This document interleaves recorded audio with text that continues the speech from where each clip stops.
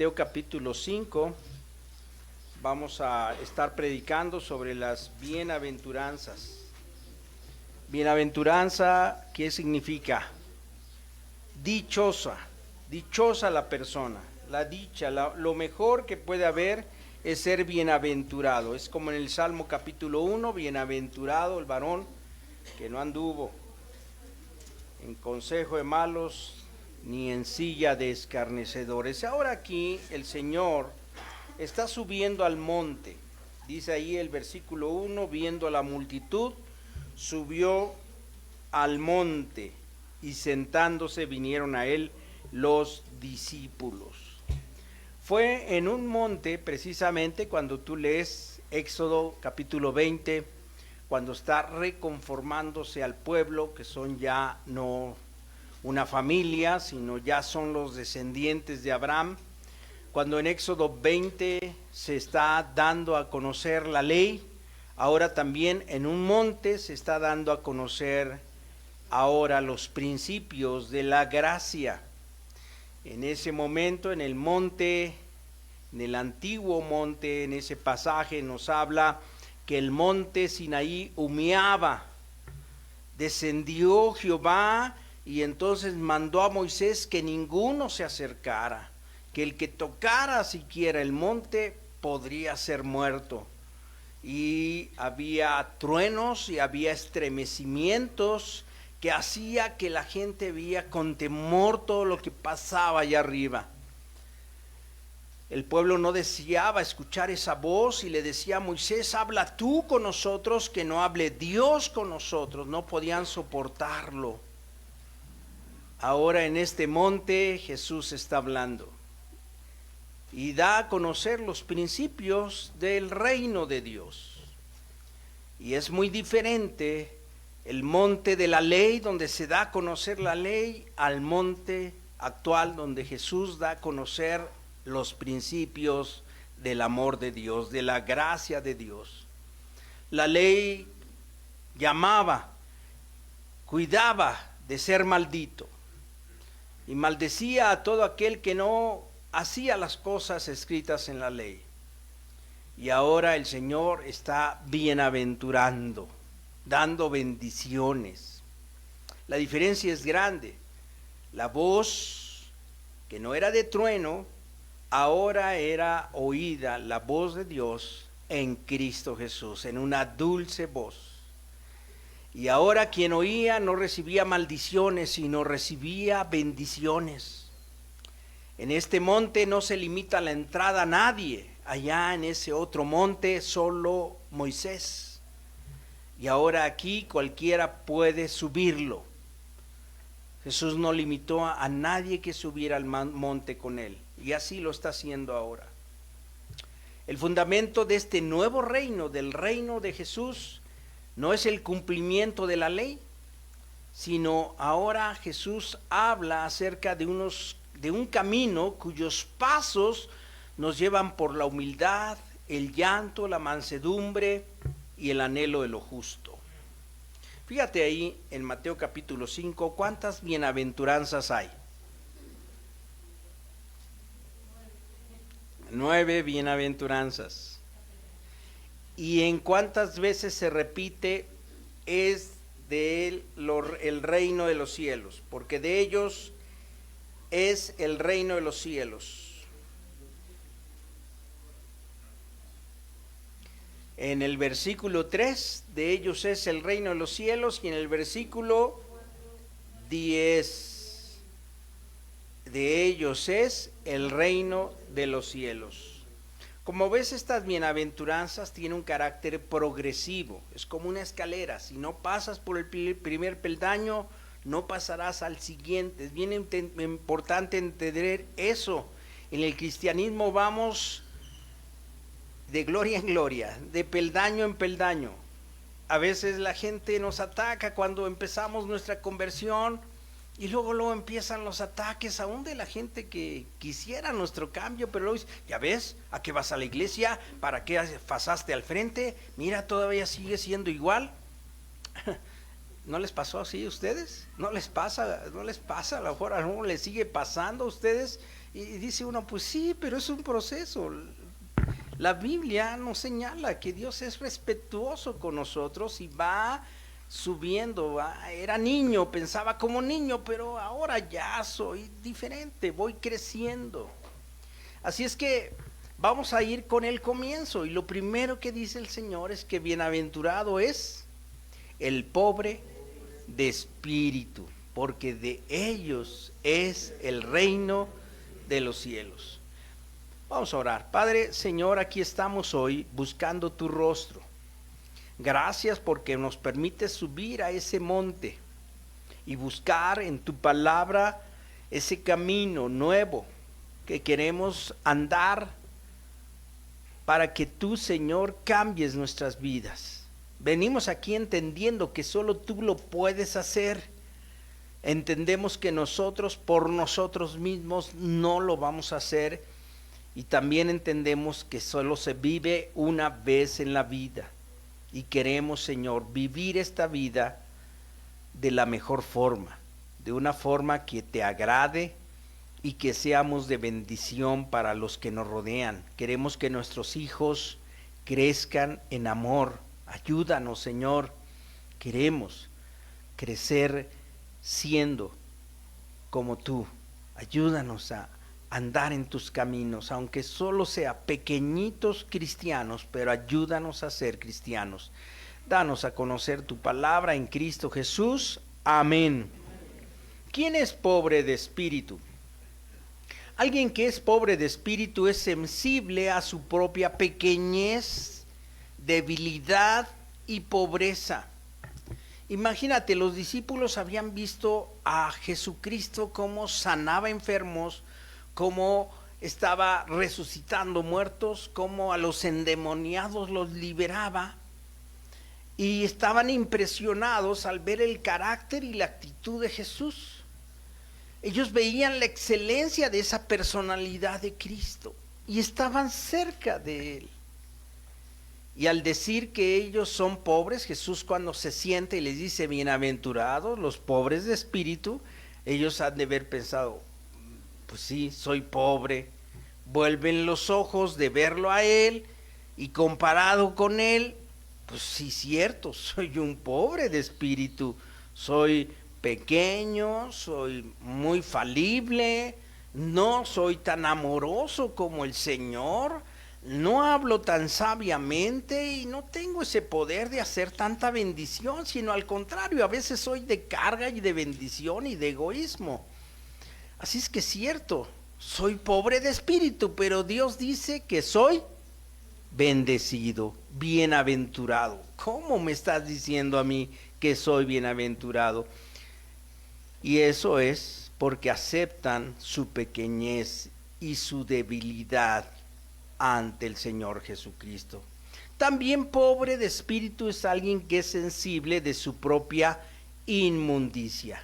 A ver, diga usted esa palabra, inmundicia, y esto por el pecado.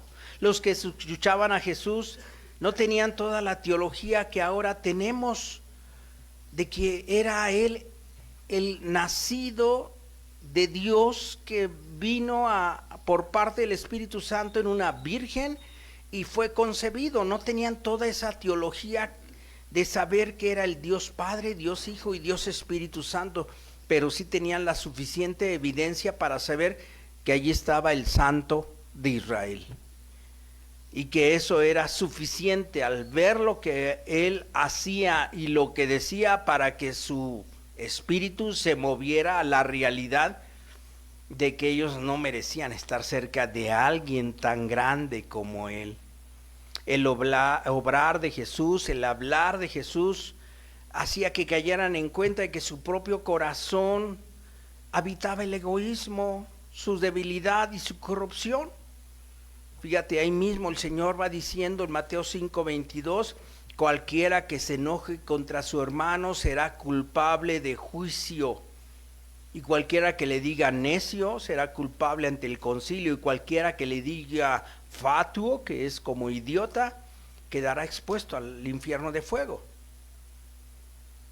Ellos decían, sí soy pobre de espíritu, pues sí. Jesucristo no hace eso, pero yo sí. En Mateo 5:28 escucharían que Jesús dice, yo les digo que cualquiera que mira a una mujer para codiciarla, las mujeres no ven a los muchachos para codiciarlos, no, ¿verdad? No tienen pósters ahí del galán, y no cuando están escuchando las canciones de...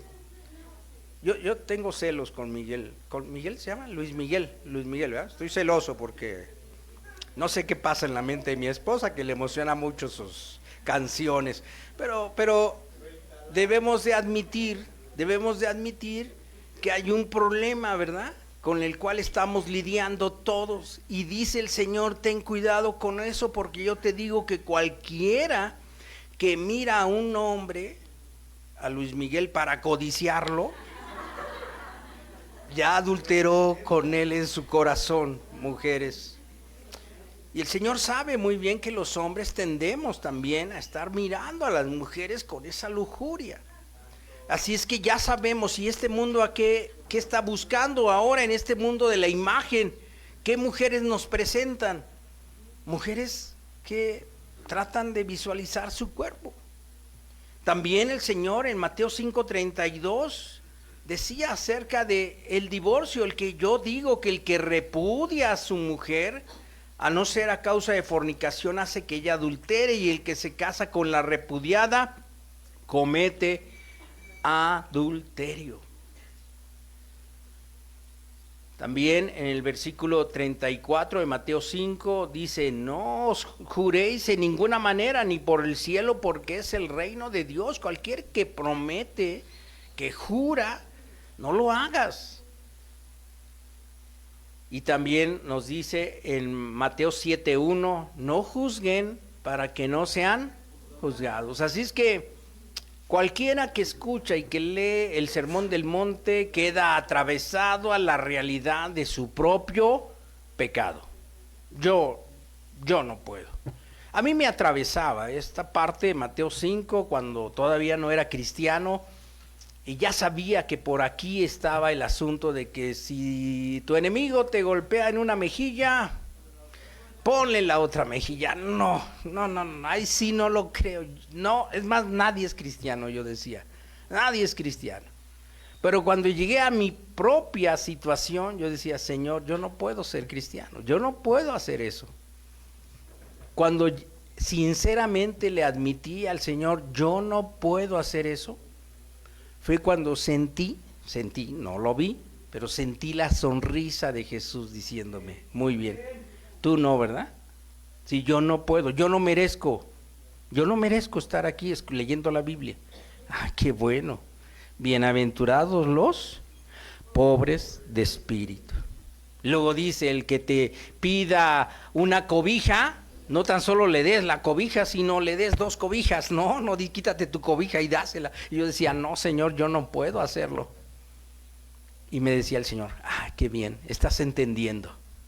Así es, porque eres pobre de espíritu, te estás admitiendo pecador, egoísta, limitado en tus propios recursos. Eres un pobre de espíritu.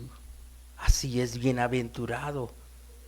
También el pobre de espíritu no se anda justificando en su pecado. El pobre de espíritu es alguien que tiene un espíritu suficientemente humillado en sí mismo y no anda buscando excusas.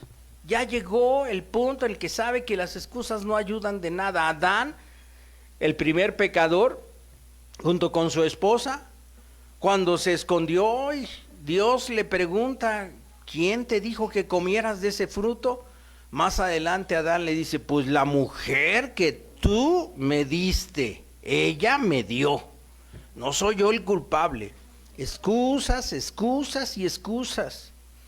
David, en cambio, que es la persona de la que en el Antiguo Testamento tenemos más salmos, más cantos, cuando lo confrontó el profeta Natán y le dice, tú eres el que cometiste ese gran pecado, él dice, he pecado, ciertamente, y hubo un profundo arrepentimiento. El que es pobre de espíritu no se anda justificando. Es que si no me hubiera caído en esa familia, si mi papá no hubiera sido ese papá. A ver, si tu papá no hubiera sido ese papá o tu mamá no hubiera sido esa mamá, ¿existirías? Pues no existirías. No estarías aquí, serías otra, no, ni serías. Entonces, hay excusa porque tus papás. ¿Por qué se murió siendo yo tan pequeño, mi papá? ¿Por qué, Dios? Y ahí anda uno, ¿no? ¿No les pasa? ¿No les pasó? Echándole la culpa al mismo Dios. Pero cuando llegas al punto en que, bueno, yo estoy aquí y me toca a mí decidir sobre mi vida, y eso no me ayuda, estarme justificando no me ayuda. El que es pobre de espíritu acepta no justificarse. Yo soy responsable de mis acciones, yo he decidido. Sí, todo lo demás, sí, mi papá, mi mamá, mis hermanos, el que me hizo un daño tremendo, lo que haya sido. Pero yo soy responsable de cómo respondo ante eso. 4, el pobre de espíritu se llena del temor de Dios. El pobre de espíritu es alguien que acepta que hay un Dios al cual le daremos cuenta. Hay un Dios ante quien le daremos ¿qué? Cuenta. Esto es una realidad y algo pasa en el pobre de espíritu que acepta que esto va a suceder. Fíjate, había un hombre en el Antiguo Testamento, se habla de un hombre muy justo, Job, que mismo Dios lo veía como alguien justo y que empieza a tener serios problemas. Y él empieza a estar en un continuo ansiedad ante sus amigos que le dicen, seguramente traes un pecadote y no lo has confesado, y ahí andaban. Todo el libro de Job es esa discusión. Cuando al final Job, en el sufrimiento en el que está, ya le ha pedido a Dios que se lo lleve, que le quite la vida, al final Dios se presenta ante él y le muestra y le dice, porque él quiere, como que le exige a Dios, pero dime por qué me has puesto aquí.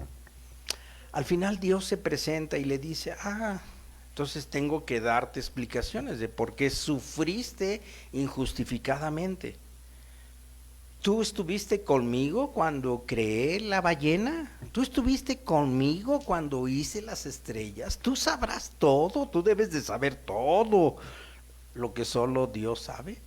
Al final es un diálogo muy profundo de parte de Dios hacia Job, en el cual él dice, Señor, de oídas te había oído, mas ahora mis ojos te ven, por tanto me aborrezco y me arrepiento en polvo y ceniza. El pobre de espíritu, a pesar de ser un hombre justificado ante Dios, justo ante Dios, continuamente está en la claridad de que es necesario volverse a arrepentir ante Dios, como pasó con Job. El Señor dice en Isaías 60:22, miraré a aquel que es pobre y humilde de espíritu y que tiembla a mi palabra. Que tiembla a mi palabra. El quinto aspecto del pobre de espíritu es que cae en la cuenta que las riquezas terrenales no le valen nada. Repite conmigo, las riquezas terrenales no le valen nada.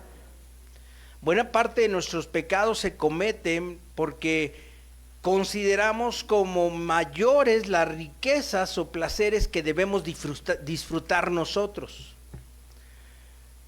De una manera u otra Dios nos hace caer en la cuenta que lo verdaderamente importante no son las riquezas, las cuales nos afanábamos en tener.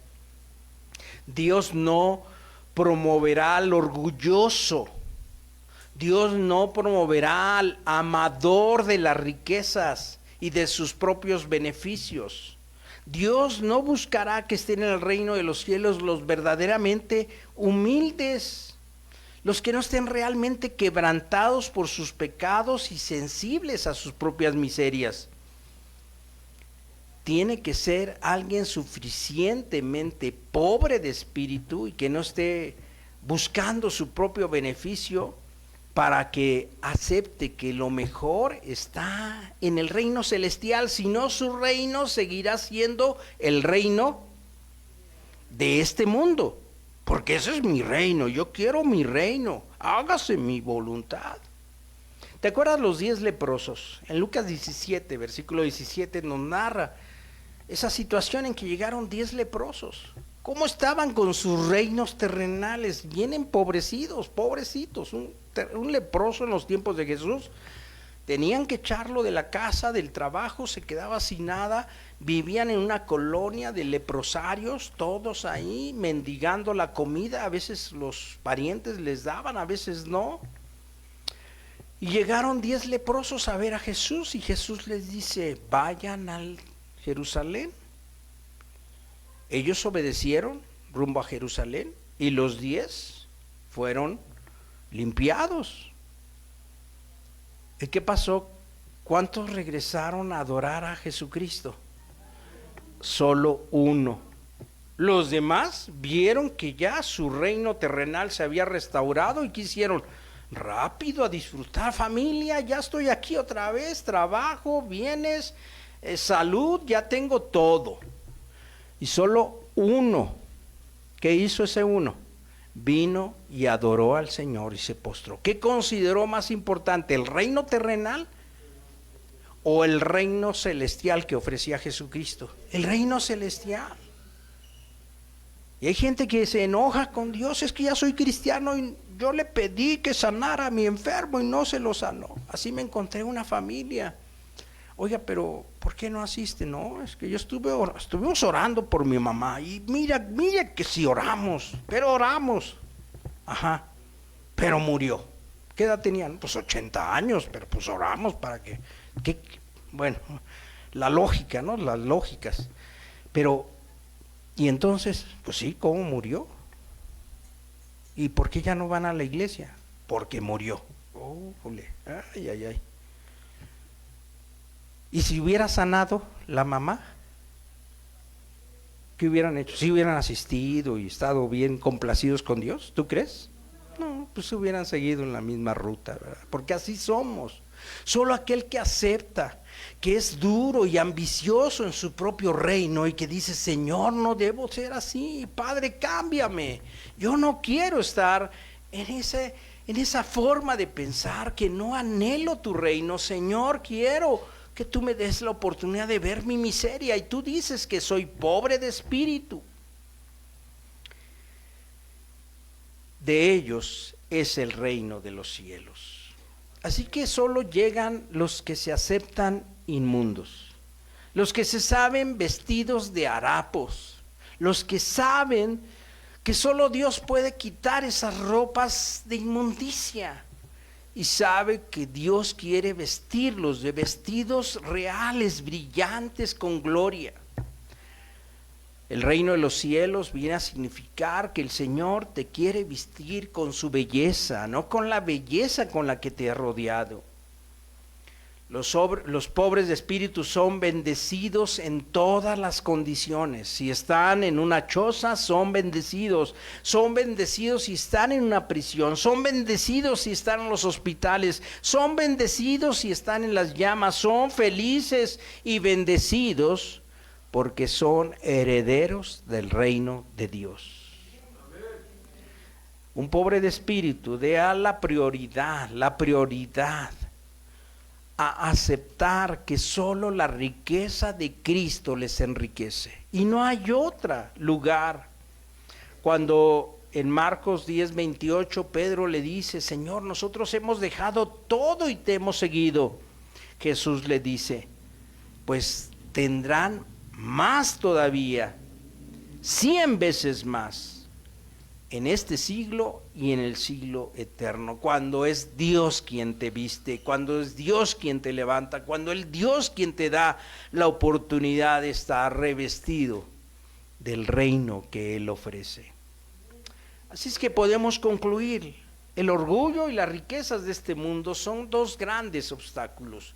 Nuestro orgullo y nuestro amor por las riquezas. A ver, repite conmigo si estás de acuerdo: mi orgullo y mi amor por las riquezas de este mundo son los dos grandes obstáculos. Son como una columna y otra columna que están allí cimentando una vida. Pero yo deseo tener el reino de los cielos. Hermano, haz como Sansón. En Jueces capítulo 16 nos narra que Sansón, que un hombre que buscó los reinos terrenales, llegó el momento en que aceptó su pobreza. Ya estaba ciego, ya estaba encadenado, ya su cabello casi no estaba crecido y ya estaba a un paso de que lo mataran. Pero entonces se puso en las dos columnas y pidió al Señor: fortaléceme, acuérdate de mí, para que, Señor, cumpla tu propósito, tome venganza de los filisteos. Y el Señor le dio la fuerza y esos muros se derrumbaron. Así puede pasar, hermano, si tú reconoces que esos dos pilares están en tu vida: tu amor a ti mismo y el orgullo por las riquezas de este mundo. Dios te está diciendo: puedo hacerlo, puedo quitar ese orgullo, puedo quitar ese amor por tu propia riqueza. Solo acepta que eres un pobre de espíritu y que quieres tener el reino de Dios. ¿Te parece que oremos? Vamos a inclinar nuestro rostro, y aquella persona que cree que este mensaje fue para ella misma, póngase de pie, vamos a orar.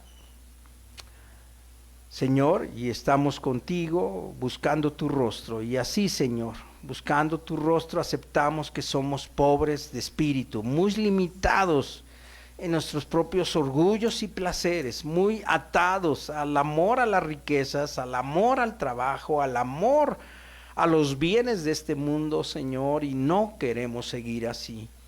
Tú dices que somos pobres de espíritu y lo acepto. Lo necesito, Señor, reconocer esa pobreza que tengo y que no merezco estar en tu reino. Pero, Señor, tú me dices que si yo acepto ser pobre de espíritu, así como tú me lo dices, tú me darás el reino. Señor, actúa de tal forma que me des la oportunidad del cambio, una nueva forma de pensar y de vivir. Transforma, Señor, mi vida. Gracias por lo que te propones hacer, y gracias por lo que ya has hecho también de llevarme a este punto, Señor, en Cristo Jesús. Amén.